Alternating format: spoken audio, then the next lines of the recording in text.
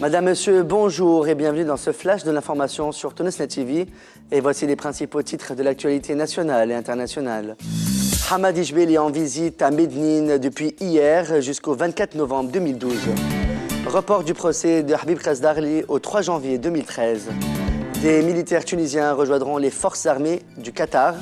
La présidence de l'Assemblée nationale constituante affirme des travaux positifs après un an de son lancement.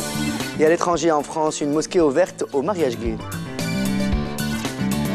Le chef du gouvernement, Hamadi Jbeli, s'est rendu dans la matinée de ce jeudi 22 novembre dans le gouvernorat de Médine, accompagné d'une délégation afin de faire le suivi des projets de développement et de rencontrer des responsables régionaux et des représentants des partis politiques et composantes de la société civile.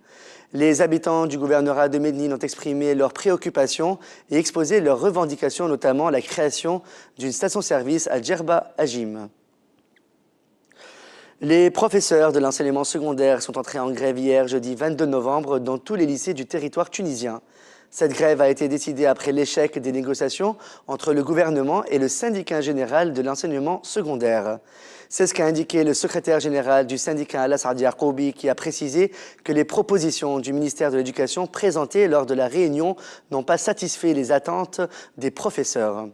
Il a aussi ajouté que les autorités concernées ont maintenu leur position quant aux accords programmés. Le tribunal de première instance de la Manouba a décidé ce jeudi 22 novembre de reporter l'examen du procès du doyen de la faculté des lettres de la Manouba, Habib Kasdarli, au 3 janvier 2013. Cette décision intervient à la demande du comité de défense de Habib Kasdarli. Un protocole d'entente a été signé entre le Qatar et la Tunisie qui concerne la coopération militaire et vise à prêter des militaires tunisiens qui rejoindront les forces armées du Qatar, a indiqué un communiqué du ministère de la Défense. Le même communiqué précisait que la signature de cet accord a été effectuée lors de la visite du ministre de la Défense Abdelkarim Zbidi au Qatar du 18 au 21 novembre.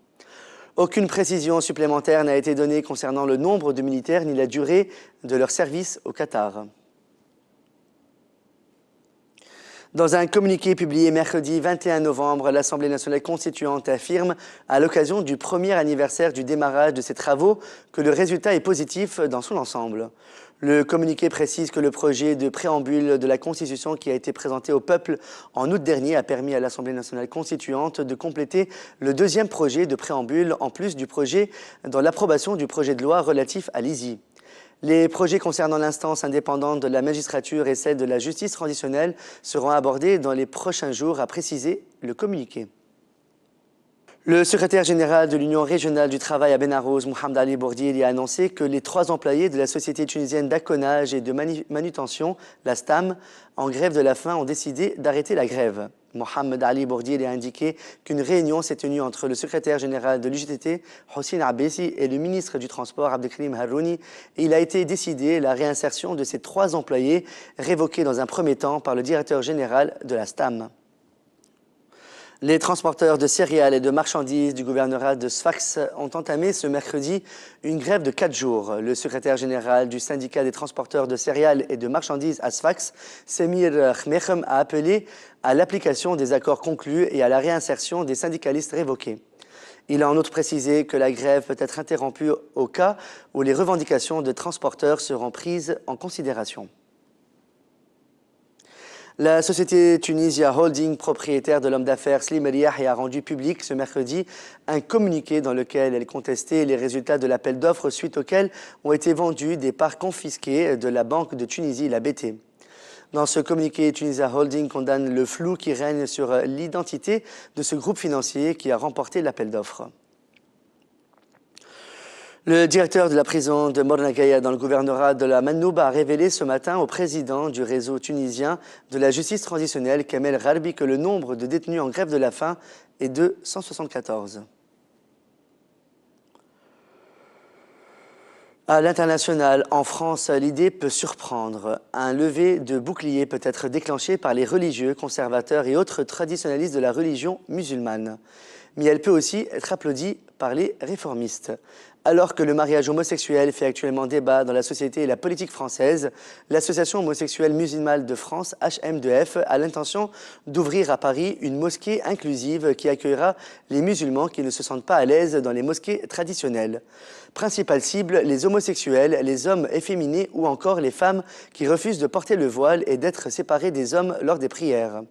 Sans complexe, le lieu de culte qui doit ouvrir ses portes d'ici à fin novembre célébrera les mariages entre personnes de même sexe.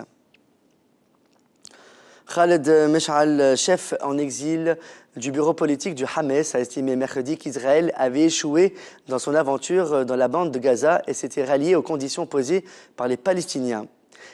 L'État juif, et je cite, a échoué, loué soit Allah, a-t-il lancé lors d'une conférence de presse au Caire, ajoutant qu'Israël avait échoué dans son aventure. Il a dit que si les Israéliens respectaient la trêve, les Palestiniens en feraient de même. Même chose en cas de non-respect de la part de l'État hébreu.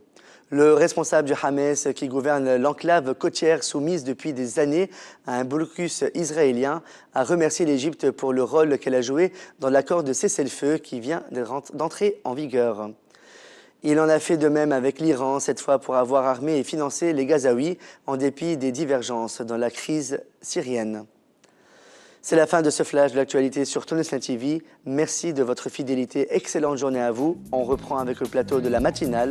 À demain.